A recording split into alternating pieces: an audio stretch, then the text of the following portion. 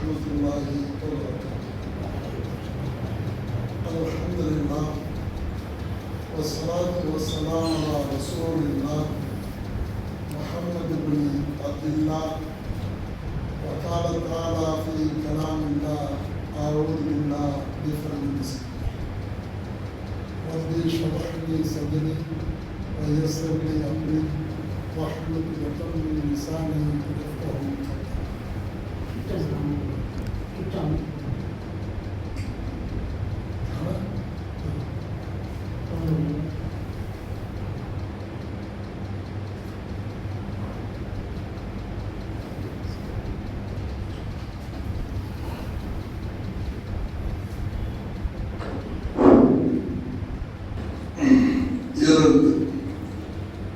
السلام عليكم ورحمة الله وبركاته.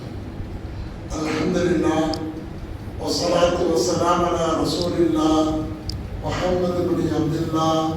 وقال تعالى في كلام الله: أعوذ بالله بفضل بسم الله.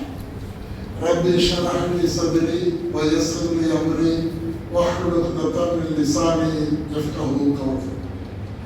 وإن كان سبحانه وتعالى: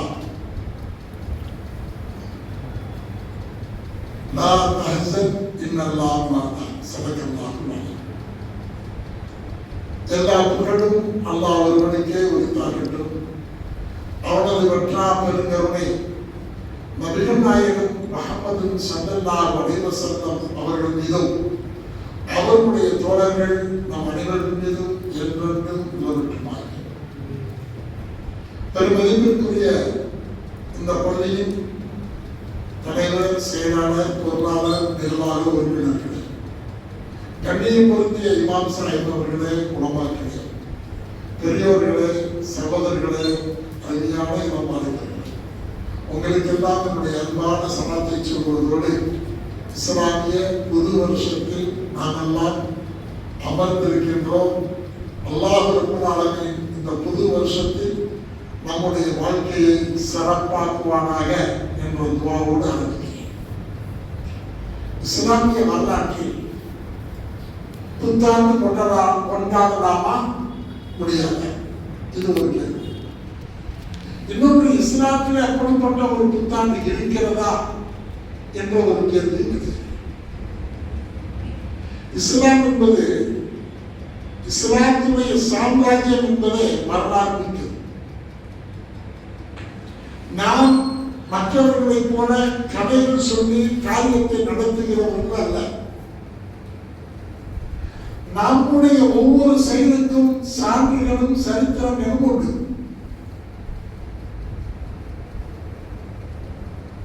மற்றவர்களைப் போல அல்லது மாற்று கருத்துக்களைப் போல நம்முடைய வரலாறு கிடையாது. அப்படி என்றால் நம்முடைய வரலாறு தான் என்ன? ஹிஜ்ரி. இதை பற்றி ஆராய்வோம்.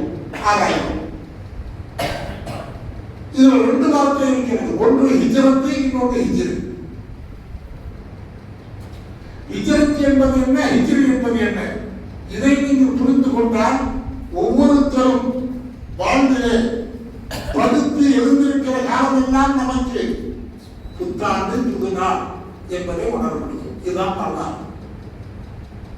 பேருக்காக ஒரு நாளை கொண்டாடிவிட்டு போவது இஸ்லாம் அல்ல. அப்படி என்றால் அல்லாஹ் என்ன சொல்கிறான்? 2 ஆயத்து உங்களுக்கு முன்னாடி வைக்கிறேன். எத்தனை ஆயத்து? 2 வசனம் தான் குர்ஆனுடைய ஆதாரம். இன்ன இத்தத்த ஷுஹூரி இந்தல்லாஹி 12 ஷஹ்ரன். இது ஒரு ஆயத்து.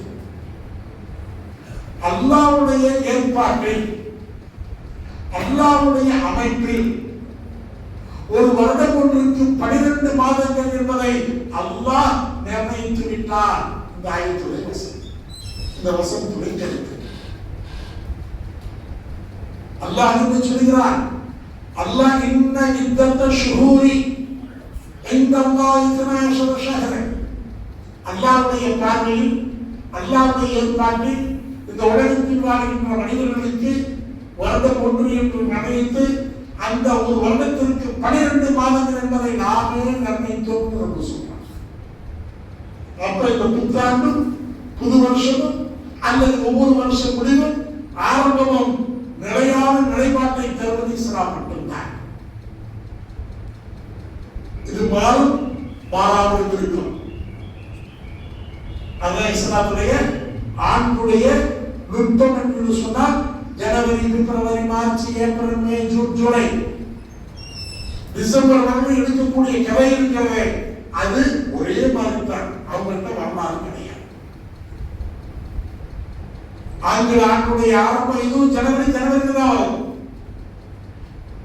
ஜனவரி தான் 1வது மாசமா வரும். டிசம்பர் வரை 12 மாதங்கள் கரெக்டாக வந்துட்டு வேற மாற்றங்கள் கிடையாது. ஆனா நாம் அப்படி இல்லை. அல்லாஹ் நிர்ணயித்திருக்கக்கூடிய இந்த 12 மாதங்கள் என்பது மாறி வரக்கூடியது, மாற்றங்கள் பெறக்கூடியது. ஒரு வருடத்தில் நாம் செய்கின்ற 5 மாதம் இபாதத் இருக்கிறது. நாம் செய்கின்ற முஹர்ரம் மாதத்துடைய இபாதத் இருக்கிறது. இந்த முஹர்ரம், துல்ஹஜ் 12 மாதங்கள் மாறி வரும். இறையருளால் எனக்கு தெரிஞ்ச என்னுடைய வாழ்க்கையிலே ஒரே வருடத்தில் 2 ஹஜ் செஞ்சிருக்கிறேன். ஒரே வருடத்தில் 2 ஹஜ்கள் செஞ்சிருக்கிறேன். 12வது மாசம் ஜனவரி ஒரு ஹஜ் செய்திருக்கிறேன், டிசம்பரில் ஒரு ஹஜ் செஞ்சிருக்கிறேன். அப்போ ஒரே வருஷத்துல. அதற்கு காரணம் என்ன? இஸ்லாமிய வரலாற்றில் தோன்றக்கூடிய இந்த ஹிஜ்ரி ஆண்டுடைய கணக்கெடுப்பு அல்லாஹ் தருகின்ற 12 மாதங்கள். இந்த 12 மாதங்களும் மாறி மாறி வரும் என்பதுதான் விஞ்ஞானிகள் ஆச்சரியப்படுறாங்க. நம்முடைய இந்த ஆண்டினுடைய விதங்களை, ஆண்டுடைய கணக்கெடுப்புகளை, ஆண்டினுடைய விதச்சாரங்களை பார்த்துவிட்டு இது மனிதனால் சாத்தியப்படக்கூடிய ஒன்றல்ல என்று அவர் சொல்கிறார். இதுக்கு ஆதாரம் என்ன? குர்ஆனில் இருந்து உங்களுக்கு இன்னொரு ஆயத்தை வாசிக்கிறேன். 2 சொல்லி 3 சொல்லிட்டு 12வது ஆயத்து. يسألونك عن الأهلة قل هي مواقيت للناس والحج. அல்லாஹ் சொல்கிறார். இந்த இரண்டுமே குர்ஆனில் இருந்து உங்களுக்கு ஆதாரத்தை காட்டுகிறேன். 1 மாதங்கள், ஒரு வருடத்திற்கு 12 மாதங்கள் நிர்ணயிப்பு யார்? ரப்புல் ஆலமீன். இரண்டாவது யஸ்அலூனக அனில் அஹில்லா. நபியே, நாயகமே, உங்களிடத்தில் பிறை பற்றி கேட்கிறார்கள். பிறை, அவங்க பிறை கிடைக்கிறாங்க. பிறை பற்றி கேட்கிறார்கள். அந்த பிறைக்கு நீங்கள் விளக்கம் சொல்லுங்கள். யஸ்அலூனக அனில் அஹில்லா குல் ஹிய மவாகீது லின்னாஸ் வல் ஹஜ்.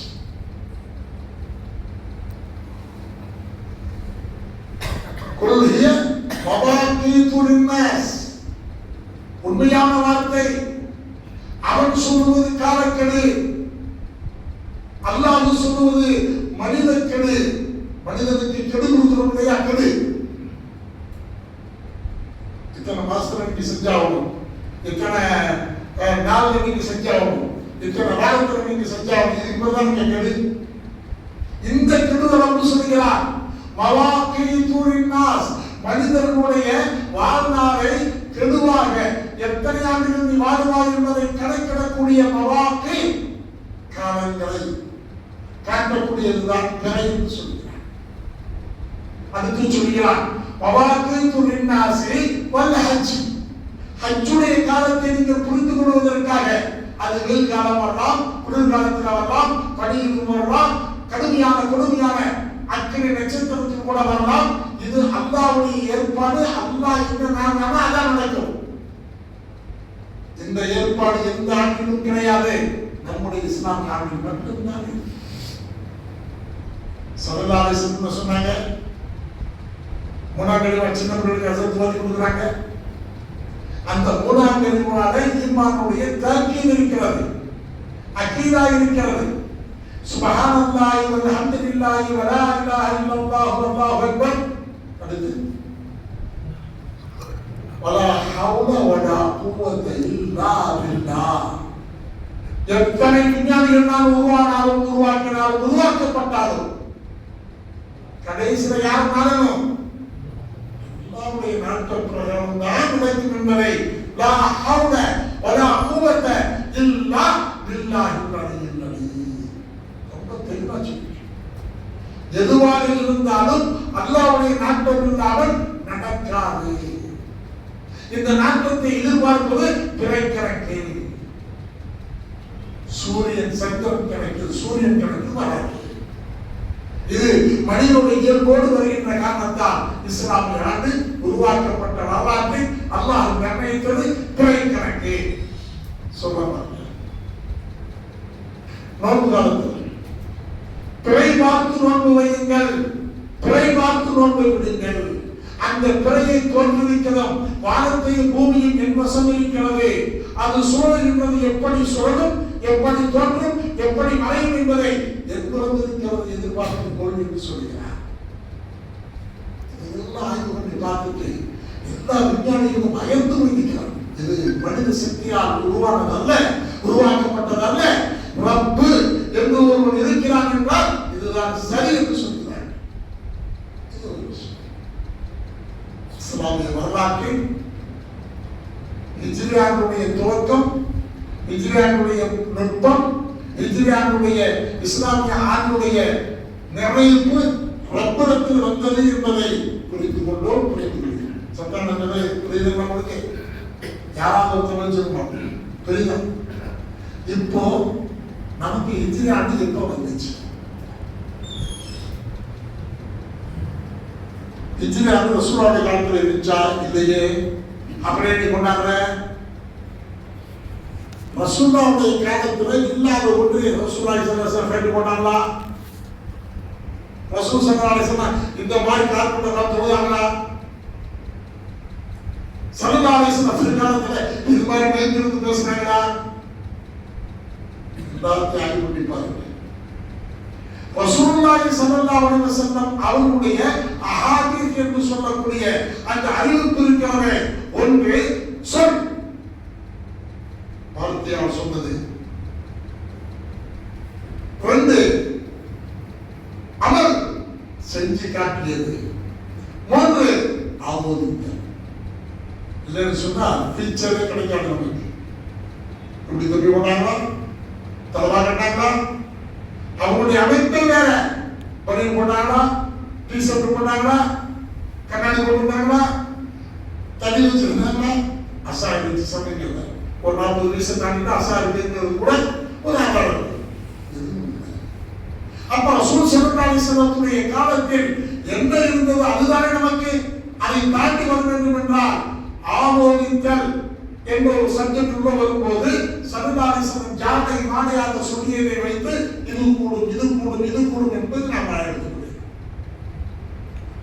குர்ஆன் சொன்னாங்க ஸல்லல்லாஹு அலைஹி வஸல்லம் நம்முடைய சுத்தமா சொல்லுங்க. சின்ன சின்ன சின்ன வயஃபுலுக்கு மாலாதாரம் முடிச்சு உலகத்துடைய விஞ்ஞானம் என்னென்ன இருக்குதோ, என்னென்ன இனிமேல் தோணுவோம், இனிமேல் என்னென்ன நம்ம கற்பனை கேட்டால்தான் வருவோம், அத்தனையும் இந்த ஆயத்துக்குள்ள அல்லாஹ் இருக்கிறார். வயஃபுலுக்கு மாலாதாரம் ஒரே ஒரு வார்த்தை சொல்லுங்க.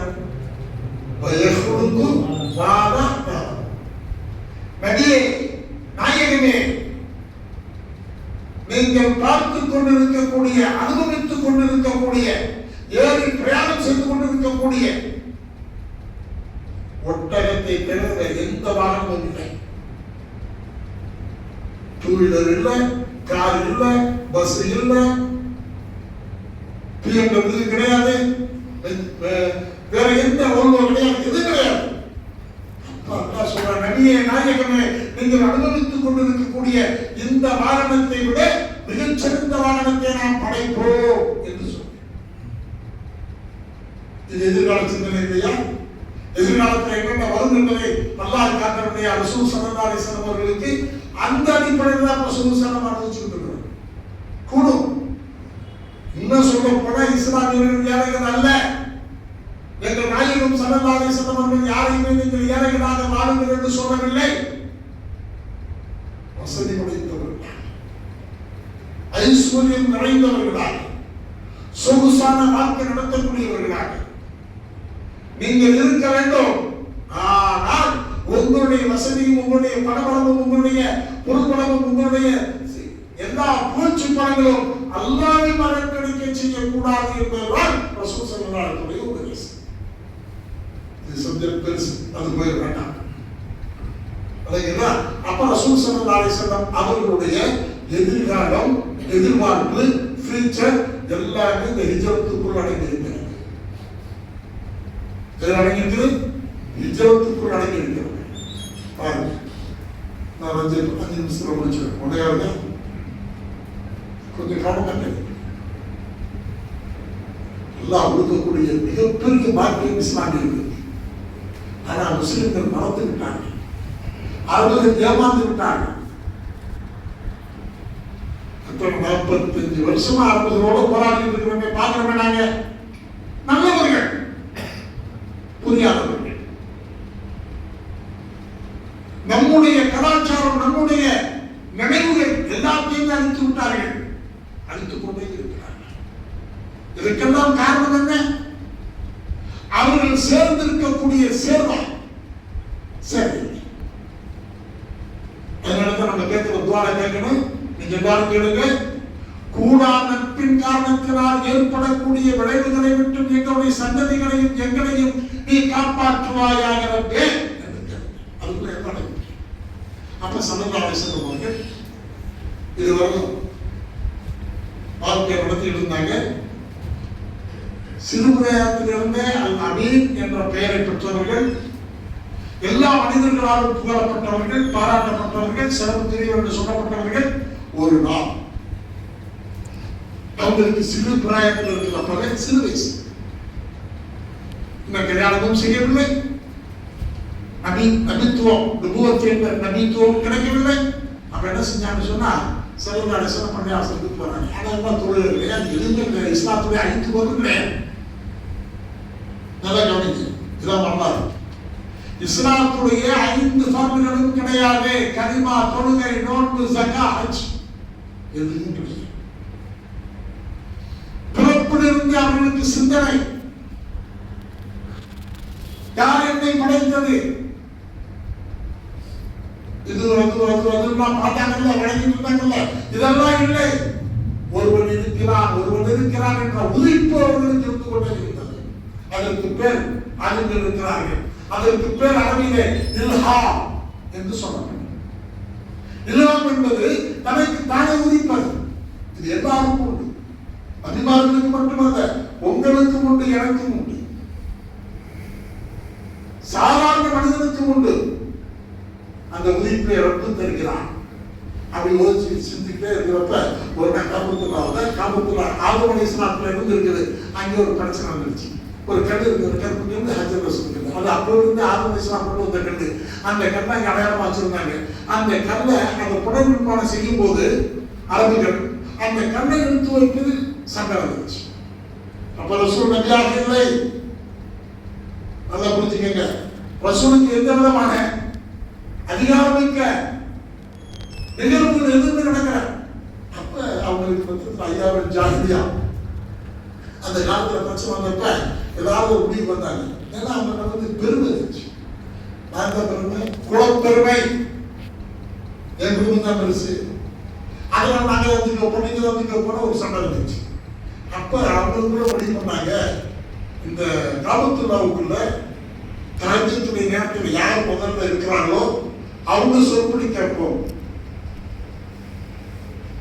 அதே மாதிரி வந்து பார்த்தாங்க, எல்லாரும் ஊரே வந்து நிற்குது, யார் உள்ள இருந்து வருவா? அந்த நேரத்தில் ஸல்லல்லாஹு அலைஹி வஸல்லம் வருகிறாங்க. சிறு வயது, அவங்களுக்கு அப்ப நபியா இல்லை, இருந்தாலும் முஹம்மது என்ற பெயரை கேட்ட மாத்திரத்திலேயே ஸல்லல்லாஹு அலைஹி யா ரசூலல்லாஹ் இன்னல்லாஹ வ மலாயிகத்துஹு யுஸல்லூன அலன் நபி ரப்பு சொல்லிட்டாங்க. ஸல்லல்லாஹு அலைஹி வஸல்லம் அந்த பாட்டு என்ன பிரச்சனை, இதுக்கு ஒரு தீர்வு சொல்லுங்க. ஸல்லல்லாஹு அலைஹி வஸல்லம் சமாதான குழு தலைவராக இருந்தார்கள் இளைஞர்களுக்கு மத்தியில். அப்ப என்ன செஞ்சாங்க, அப்படியா தங்களுடைய மேல இருந்து ஒரு துணி எடுத்தாங்க, கீழே வச்சாங்க, அந்த கண்டத்துக்கு வச்சாங்க. யாரெல்லாம் சண்டை போடுறீங்க, எத்தனை விசாரணை இருக்கிறீங்க, எத்தனை கபாயில்கள் இருக்கிறீங்க? கபாயில் என்ற கூட்டங்கள் குலப்பெருமை பேசுகிறார்களே, அவர்கள் எல்லாத்தையும் கூட்டாங்க. நீங்க நின்று நீங்க நின்று நீங்க நின்று நீங்க நின்று ஒவ்வொரு ஒரு மூளைக்கு ஒரு 2-3 குரூப் நின்றாங்க. ஒவ்வொரு குரூப்பா நிற்கிறாங்க. அப்படியே தூக்குனாங்க தூக்குனாங்க மேல தூக்கி கையில வச்சுக்கிட்டு இருக்காங்க. அங்கே சார் அப்பதான் அமீன் நூறுல் நபீன் நம்பிக்கைக்குரியவர் அவர்கள் சொன்னா கேட்டு கூட சொல்லுங்க. சிறு வயசுல அவங்க பெரிய சாப்பிட மாட்டாங்க. நுபுவத்துக்கு பிறகுதான் 40வது வயது ஸல்லல்லாஹு அலைஹி வஸல்லம் அவர்களுக்கு கிபி 610 இக்ரா நபியை ஓதுங்கள் என்ற அதிகாரம் கிடைக்கிறது. குர்ஆன் இறங்குகிறது. நபியாக பிரகடனப்படுத்தப்பட்டது. அப்ப நபியாக நீங்கள் சொல்லுங்கள் என்ற போது ஸல்லல்லாஹு அலைஹி வஸல்லம் சொன்னாங்க, கத்துனாங்க, எல்லாம் செஞ்சாங்க. நான் போன சாப்பிட அடைஞ்சிட்டான். ஸல்லல்லாஹு அலைஹி வஸல்லம் அமைதியா இருந்தாங்க. எவ்வளவு நாள் அமைதியா இருந்தார்கள்? 11 ஆண்டு காலம். 12வது ஆண்டில் கை வைத்து விட்டார்கள், கால் வைத்து விட்டார்கள். அமைதியா இருந்தாங்க. அடிக்கிற மிதிக்கிற என்னென்ன சித்திரவதை பண்ணா அப்படியே ஏற்றுட்டாங்க. கடைசி அல்லாஹ் நீ இங்க இன்னமும் தாங்கிட்டு இருக்க வேண்டாம், மக்காவை விட்டு மதீனாவுக்கு போகும் அப்படின்னு சொல்ற கட்டம் வந்துருச்சு. அல்லாஹ் அப்புறம் ஒரு கட்டத்தில் சொல்றான். 2வது கட்டம் என்னன்னு சொன்ன இஸ்லாத்துடைய ஃபர்து 5 2 ஒன்று கலிமா ஓடிட்டு இருக்குது. 2வது ரசூல் ஸல்லல்லாஹு அலைஹி வஸல்லத்துக்கு 51 வயது வரும்போது ஏறத்தாழ 6 வருஷம் முன்ன இருக்கலாம் தோடு கேட்கலாம். அப்பதான் மெஹராஜ் சுப்ஹானல்லதி அஸ்ரா பி அப்திஹி லைலன் மினல் மஸ்ஜிதில் ஹராம் இலல் மஸ்ஜிதில் அக்ஸா என்று சொல்லி அது ஏற்பட்டது. அழைச்சான், அம்புதத்தை கொடுத்தான். தாங்காது தாங்காது தாங்காது. மூசா அலைஹிஸ்ஸலாத்து வஸ்ஸலாம் அவர்கள் சொல்ல திரும்ப போய் 50 5 கொண்டு வந்தாங்க. இந்த 5 குறைச்சு சொன்னாங்க, முடியாதுட்டாங்க. இந்த 5 வருஷம் ஒத்துழைப்பு இது இஸ்லாத்துல எத்தனை கிழமை ஒரு வாத்தியாரை சொல்லிக்காட்டுறேன். யாரும் சொல்லுங்கிறேன். 2வது கிழமை கலிமாவும் தொழுகையும் மக்காவில் கிழமை முடிஞ்சு. இனியும் தாங்க முடியாத போகல் மதீனாவுக்கு செல்கிறார்.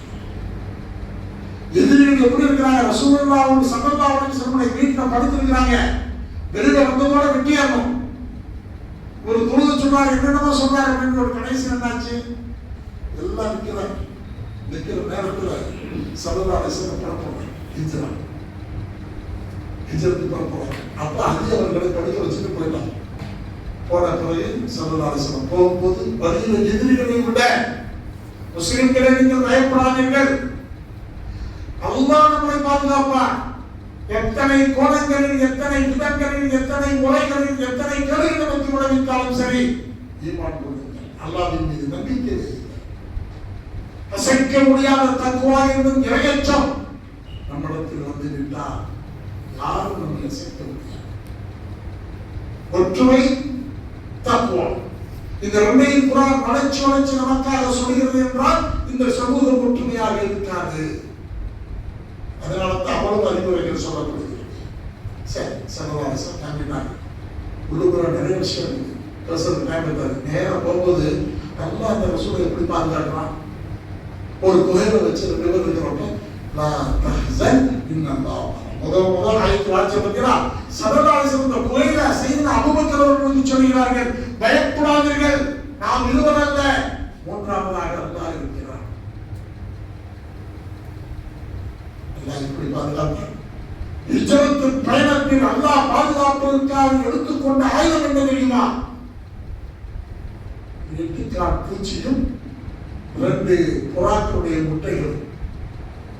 பார்த்தவர்கள் போய்விட்டார்கள். கோயிலுக்குள் போயிருக்க முடியாது. போயிருந்தால் கோயிலுக்குள் போயிருந்தால் எல்லாம் போயிருக்கும். இதுதான் ஹிஜ்ரத்துடைய பயணம். இது கடைசியில எப்ப ஹிஜ்ரி நாள் வச்சு தெரியுமா? ரசூல் ஸல்லல்லாஹு அலைஹி வஸல்லம் 10 ஆண்டுகள் இங்கே வாழ்ந்திருக்கிறார்கள். அந்த ஹிஜ்ரத்துடைய ஹிஜ்ரத் என்ற 10 ஆண்டுகள்ல அந்த பாக்கி 3 நமக்கு மதீனாவுல கிடைச்சது. மதீனாவுல போன ஒரு பெரிய பொக்கிஷம் என்ன தெரியுமா? நமக்கு கிடைச்ச வாக்கியத்துல இந்த ஹிஜ்ரத்துடைய பயணத்தினுடைய முதல் கட்டமாக கிடைச்சது இன்னைக்கு என்ன சொல்றோம் நம்ம? இன்னைக்கு என்ன தொழுகை? இப்ப ஜும்மா தொழுகை. மக்காவில் இருக்கிறவரை 5 வக்துகள் தொழுகையை தவிர ஜும்மா இல்லை.